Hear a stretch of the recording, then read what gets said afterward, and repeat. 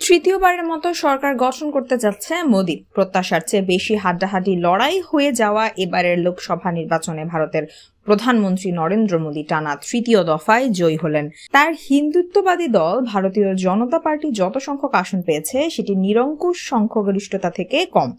ভারতীয় সংসদে নিম্নকক্ষ লোকসভার 543 আসনের মধ্যে নিরঙ্কুশ তথা একক সংখ্যাগরিষ্ঠতা পাওয়ার জন্য বিজেপির প্রয়োজন ছিল 272টি আসন। তবে দলটির এনডিএ জোটের শরিকেরা বাড়তি আসন পেয়েছে।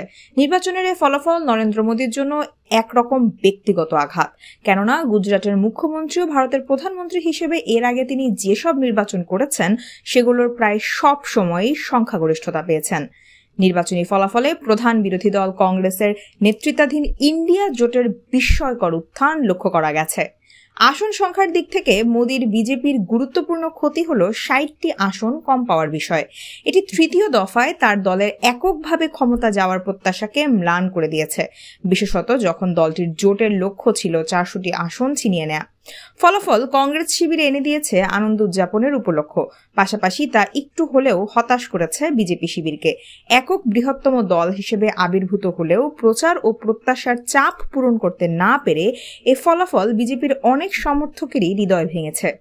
বিজেপির আসন উল্লেখযোগ্যভাবে কমে যাওয়ার সঙ্গে যুক্ত থাকতে পারে বেকারত্ব, দ্রব্যমূল্য বৃদ্ধি, বৈষম্য বেড়ে যাওয়া, সেনাবাহিনী নিয়োগে বিতর্কিত সংস্কার কর্মসূচি সহ নানা বিষয়। মোদির উগ্র ও বিভক্তিমূলক প্রচারণা, বিশেষ করে মুসলিমদের নিশানা বানানোর বিষয়টি কোনো কোনো অঞ্চলের ভোটারদের একঘরে করে থাকতে পারে।